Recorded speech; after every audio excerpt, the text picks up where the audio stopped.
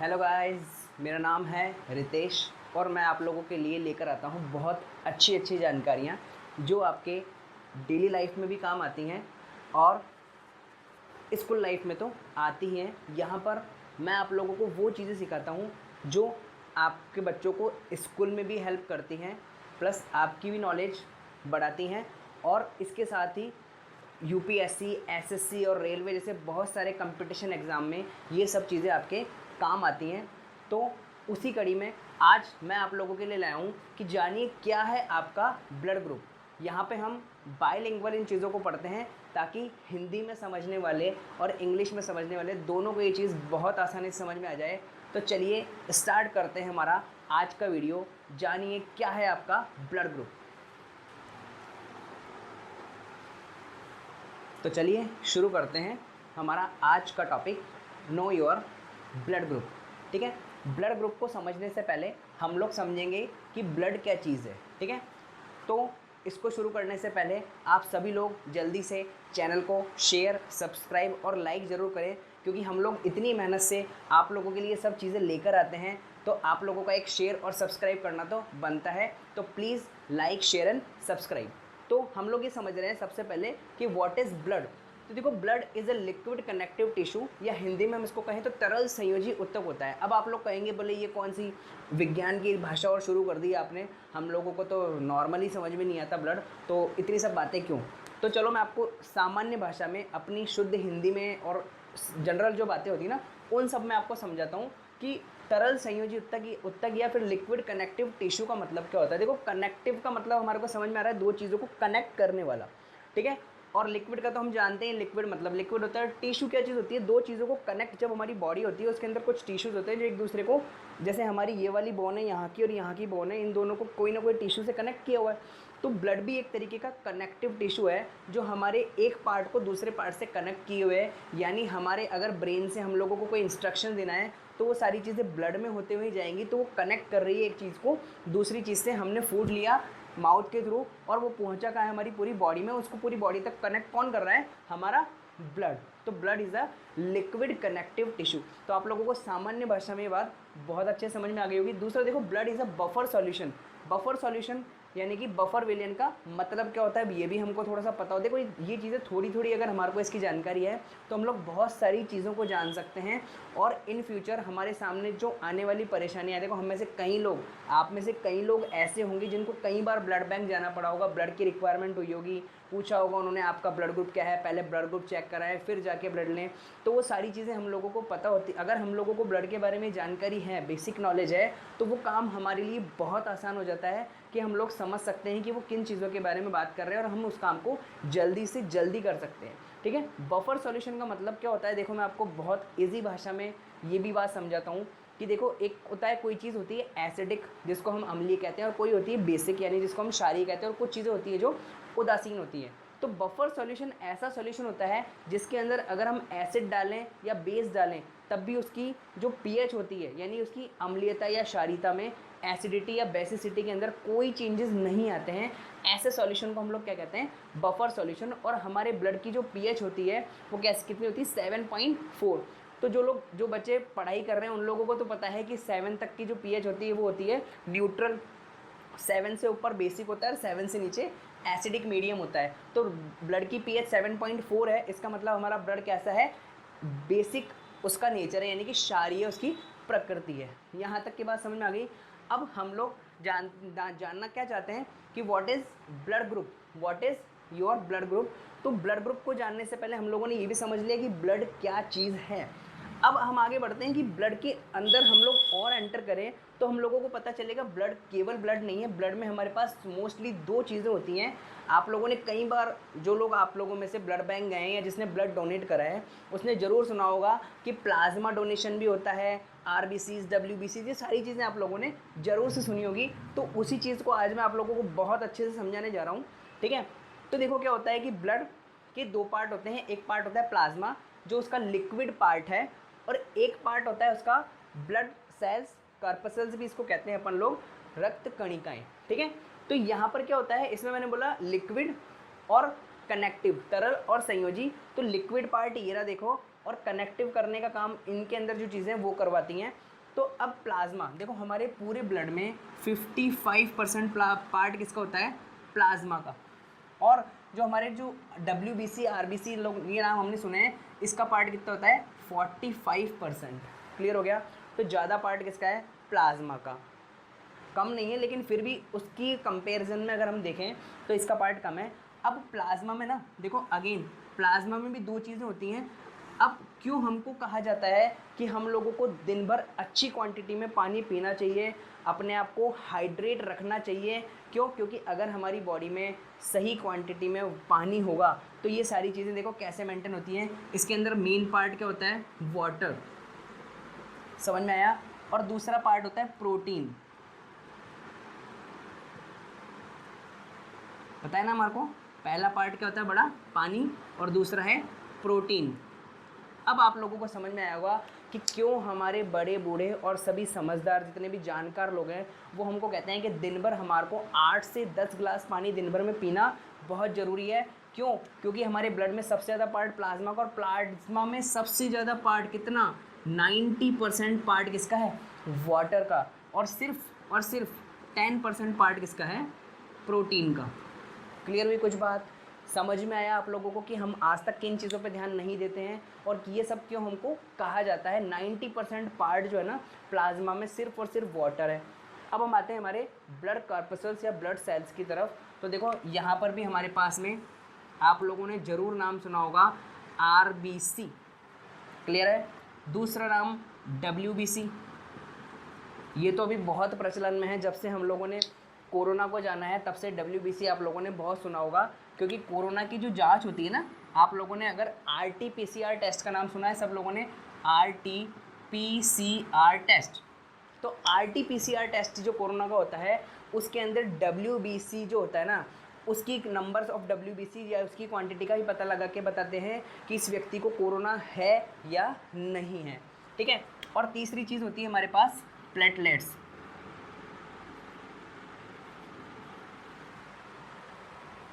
ठीक है। तो तीन चीज़ें हमारे पास ब्लड कॉर्पस्कल्स में होती हैं, देखो RBC, WBC और प्लेटलेट्स।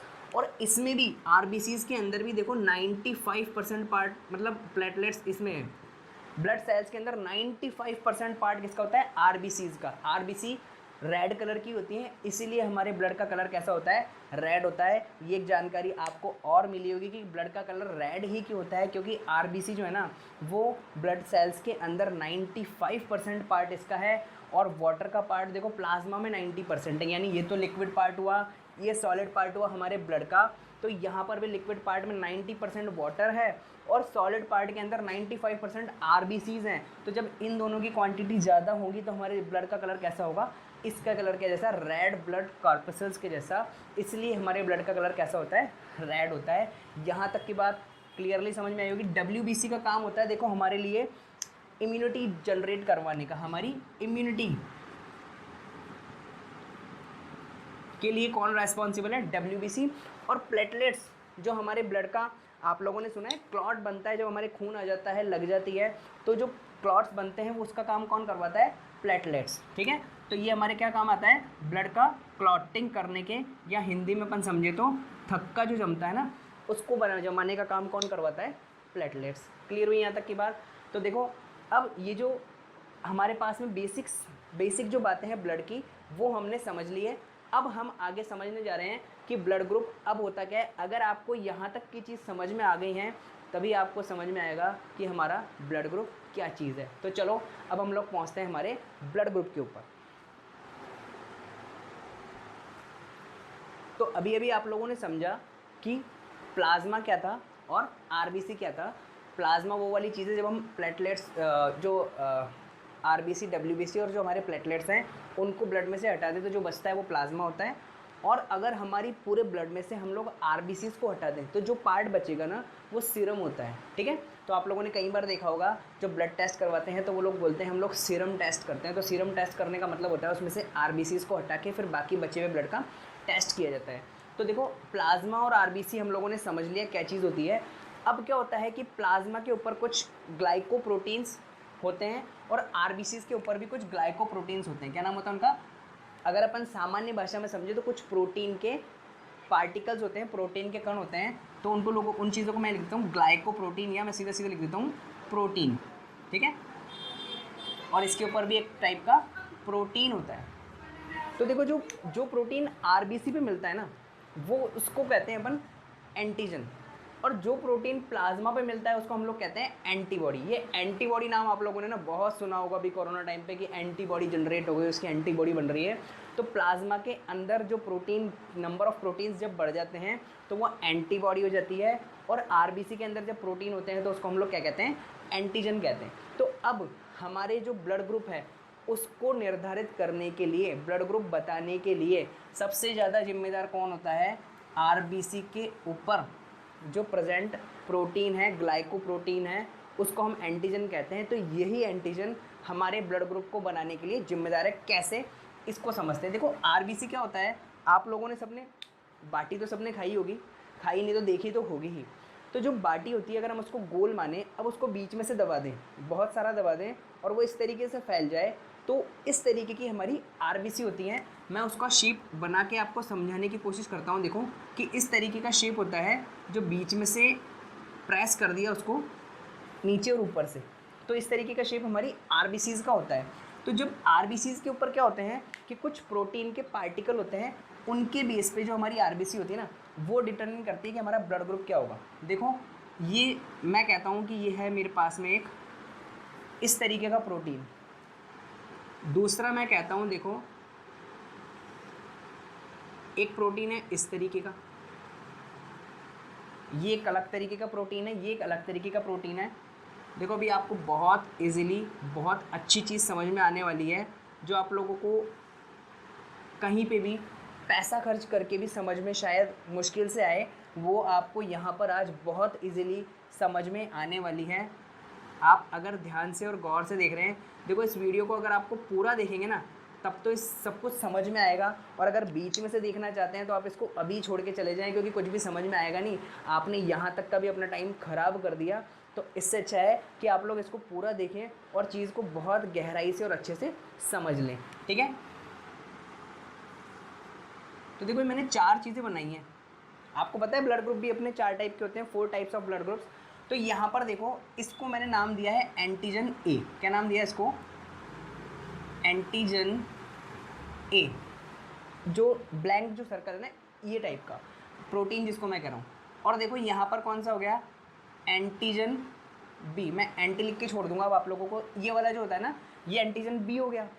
अब यहाँ पर देखो मुझे कौन सा दिख रहा है, एंटीजन ए भी दिख रहा है और बी भी दिख रहा है। अब मुझे बताओ आपको यहाँ पर कौन सा एंटीजन दिख रहा है, कोई सा भी नहीं दिख रहा। तो ये हमारे 4 ब्लड ग्रुप हो गए। देखो एंटीजन ए जिस आरबीसी के ऊपर मिलता है वो हमारा ब्लड ग्रुप हो जाता है ए, ब्लड ग्रुप ए। एक दूसरा एंटीजन बी जिसके ऊपर हो जाता है वो ब्लड ग्रुप हो जाता है बी। एक एंटीजन जिसके ऊपर ए और बी दोनों के दोनों एंटीजन है, वो कैसा हो जाएगा, ब्लड ग्रुप ए बी। और जिसके ऊपर कोई भी एंटीजन नहीं है उसका ब्लड ग्रुप क्या होगा, ओ। तो मुझे लग रहा है, आई होप आज आप लोगों को समझ में आ गई होगी ये बात कि हमारे ब्लड ग्रुप में 4 चीज़ें क्या होती है, या तो एंटीजन ए होगा, या तो बी होगा, या तो दोनों होंगे, या तो दोनों नहीं होंगे। क्लियर हो गई बात। एक आप लोगों के मन में सवाल उठ रहा होगा, बोले मेरा ब्लड ग्रुप तो साहब बोले बी पॉजिटिव है। अपनी दुनिया में सबसे ज़्यादा ब्लड ग्रुप जो होता है वो पाया जाता है बी पॉजिटिव। तो ये जो पॉजिटिव साइन है ना, वो क्या है, हम लोग ये समझते हैं। देखो एक मकाका रिसस नाम का एक बंदर था, उसकी जो ब्लड था उसमें से उसकी जो आरबीसीज निकाली गई, तो उसमें इन एंटीजन के अलावा एक और एंटीजन प्रोटीन जिसको हम कह रहे हैं वो पाया जाता था। तो देखो इसको अगेन 2 पार्ट्स में अगर हम डिवाइड कर लें कि ये हमारी सेल है, इसके ऊपर ये ए तो मिल ही रहा है और एक RH का एंटीजन और मिल रहा है। इसको मैं ट्रायंगल से दिखा रहा हूँ। देखो ये ट्रायंगल यहाँ पर क्या है, RH। समझ में आ गया। ये ब्लैंक वाला जो सर्कल है वो क्या है, ए ब्लड ग्रुप, और DF जो फिल किया हुआ सर्कल है, फिल किया हुआ है, ये वाला ब्लड ग्रुप में क्या होता है, बी। जहाँ दोनों साथ है वो AB, और जहाँ कुछ भी नहीं है वो O यानी कि नील। ठीक है। अब देखो यहाँ पर ये एंटीजन ए में ये तो था ही ए, और साथ में एक और एंटीजन मिला, और ये था जिसमें एंटीजन कुछ था ही नहीं, सिर्फ ए था। तो ये ब्लड ग्रुप हो गया A पॉजिटिव, और इसका ब्लड ग्रुप कितना है, ए नेगेटिव। क्लियर हुआ, बिल्कुल क्लियर हुआ होगा। बी के साथ में भी सेम है, बी के साथ में भी सेम है कि अगर वहाँ पर बी है, ये देखो ये रहा एंटीजन बी, और इसके साथ में आर एच, तो कैसा हो गया ब्लड ग्रुप, बी पॉजिटिव, यानी ये प्रेजेंट है और खाली ही बी है वहाँ पे और एंटीजन आर एच नहीं है, तो उसका ब्लड ग्रुप कैसा हो गया, बी नेगेटिव। सेम यहाँ पर है हमारे पास में, अगर हमारे पास ए बी दोनों हैं और साथ में एक एंटीजन और है, तो इसका ब्लड ग्रुप क्या हो गया, ए बी पॉजिटिव। और यहाँ पे मैं देखूँ कि हमारे पास में सिर्फ ये है ए और बी और एंटीजन आर एच नहीं है, तो इसका ब्लड ग्रुप क्या हो गया, ए बी नेगेटिव। और यहाँ पर लास्ट वाले में देखो सेम, यहाँ पर कुछ भी नहीं है और यहाँ पर सिर्फ एक सिंगल एंटीजन पाया जाएगा, तो इसका ब्लड ग्रुप हो गया ओ पॉजिटिव और इसका ब्लड ग्रुप हो गया ओ नेगेटिव। तो दुनिया में सबसे कम ब्लड ग्रुप हमको पता है कौन सा मिलता है, O negative. O negative blood मिलना बहुत इजी नहीं होता, ठीक है। तो आप लोगों को ये समझ में आ गया होगा कि हमारा ब्लड ग्रुप क्या है, किसका आप लोगों में से जो ब्लड ग्रुप है, अब आप समझ जाएं कि आपके ब्लड ग्रुप में कौन सी क्या चीज़ है। जैसे मेरा ब्लड ग्रुप मैंने कहा ए पॉजिटिव है, तो देखो यानी मेरे पास में एंटीजन ए भी है और आर एच एंटीजन भी है, तो मेरा ब्लड ग्रुप हो गया ए पॉजिटिव। आप में से किसी का अगर नेगेटिव ब्लड ग्रुप है ए नेगेटिव, तो उसमें ए एंटीजन तो है लेकिन ये आर एच एंटीजन यहाँ पे एब्सेंट है, इसका मतलब आपका ब्लड ग्रुप क्या हो गया, ए नेगेटिव। ऐसे ही बी के साथ, ए बी के साथ में, ओ के साथ में। यहाँ तक की बात बहुत अच्छे से आप लोगों को दिमाग में सेट हो गई होगी।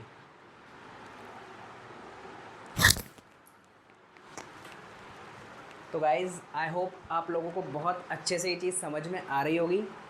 तो अब हम देखते हैं कि हमारा जो ब्लड ग्रुप है, आपका जो ब्लड ग्रुप है, उसमें से आप किस ब्लड ग्रुप वाले को अपना ब्लड दे सकते हैं, किसको आप नहीं दे सकते हैं, यानी कि किसको आप अपना ब्लड दे सकते हैं, किसको नहीं दे सकते हैं, उसमें एंटीजन कौन सा है और एंटीबॉडी कौन सा है। देखो हम लोग यहाँ पर ये समझ सकते हैं कि किससे हम ले सकते हैं, नहीं दे सकते तो जब अपन जिसको दे सकते हैं उसी को दे सकते हैं, बाकी को हम नहीं दे सकते। लेकिन यहाँ पर एक छोटी सी चीज़ मैं कर देता हूँ कि किससे हम ले सकते हैं तो किससे हम लोग रिसीव कर सकते हैं। देखो अब मेरा ब्लड ग्रुप है मान लो ए, तो मैं किसको दे सकता हूँ, देखो ए को तो दे ही सकता हूँ, साथ में मैं ओ को भी दे सकता हूँ। समझ में आया, क्योंकि ओ की जो आरबीसी है उसके ऊपर तो कोई एंटीजन है ही नहीं, तो अगर मेरा एंटीजन ए उस पर गया तो वो उसको कोई हार्मफुल उसके लिए नहीं है, क्योंकि उसकी बॉडी में एंटीबॉडी जनरेट नहीं होंगे उस वाली एंटीजन को डिस्ट्रॉय करने के लिए। देखो दूसरा मेरा ब्लड ग्रुप है अगर बी, तो बी को तो मैं दे ही सकता हूँ, अपना ब्लड डोनेट कर ही सकता हूँ, लेकिन साथ में ओ को भी अपना ब्लड डोनेट कर सकते हैं हम लोग, ठीक है। नेक्स्ट है ब्लड ग्रुप देखो ए बी, तो ये अपना ब्लड किसको डोनेट कर सकता है, देखो सिर्फ ए बी को। ए को ही अपना ब्लड डोनेट कर सकता है क्या, नहीं कर सकता, क्योंकि ए बी के साथ में ए ब्लड ग्रुप जिसका है उस पर ए बी जाएगा, तो बी वाला जो है ना वहाँ पे नहीं है ए वाले के साथ, तो बी वाले के लिए एंटीबॉडी बन जाएगी जो इसके लिए हार्मफुल हो जाएगी, ठीक है। और ओ वाला देखो किसको डोनेट कर सकता है, ओ पे तो कुछ भी नहीं है, ए को डोनेट कर सकता है, बी को डोनेट कर सकता है, ए बी को डोनेट कर सकता है और ओ को डोनेट कर सकता है। इसलिए इसको हम क्या कहते हैं, ओ को यूनिवर्सल डोनर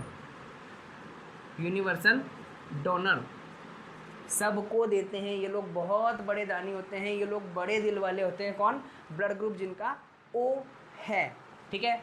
आगे देखो किससे हम लोग ले सकते हैं, जिसका ब्लड ग्रुप ए है, मान लो आपका ब्लड ग्रुप ए है तो आप किससे ले सकते हो, देखो आप ब्लड ग्रुप यूनिवर्सल डोनर है ओ से तो आप ले ही सकते हो, और ए वाले से भी ले सकते हो, और किससे ले सकते हैं आप लोग ब्लड, ए बी से ले सकते हैं क्या, ए बी से ब्लड नहीं ले सकते। अगर ए वाले ने ए बी से ब्लड लिया तो उसको दिक्कत हो जाएगी।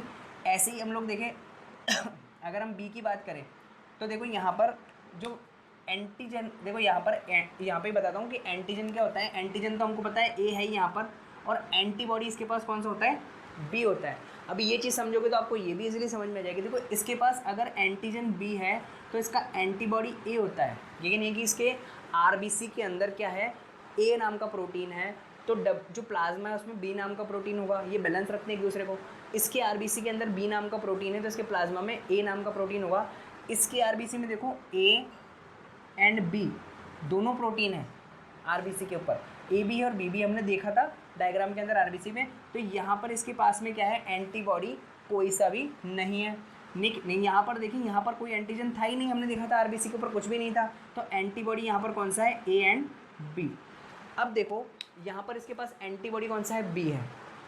तो अगर ये बी ब्लड ग्रुप जिसका है ना, उससे ये ब्लड नहीं ले सकता, ये सिर्फ किससे ले सकता है, ए वाले से ले सकता है। और ये ए वाले को और ओ वाले को दे सकता है, दोनों को दे सकता है। एक चीज़ और देखो, यहाँ पर ये ए बी वाले को भी दे सकता है, समझ में आया आपको, क्योंकि ए बी वाले को ए दे सकता है। ऐसे ही जो बी वाला है ना, ये भी ए बी वाले को भी दे सकता है, लेकिन ए बी वाला सिर्फ किसको देगा, ए बी वाले को। अब देखो यहाँ पर ये जो बी वाला है ना, ये ए बी से भी ले सकता है और ओ वाले से भी ब्लड रिसीव कर सकता है, ले सकता है। अब ए बी की बात करें, देखो ये ए से ले सकता है क्या, बिल्कुल ले सकता है। इसके पास तो एंटीजन ए है और बी भी है, एंटीबॉडी नहीं है, यानी किसी से भी ले ले। तो ये बी से भी ले सकता है, ये ए बी से भी ले सकता है और ये ओ से भी ले सकता है। इसलिए इसको यूनिवर्सल क्या कहेंगे, ये डोनर है तो ये कौन है, एक्सेप्टर, यूनिवर्सल एक्सेप्टर।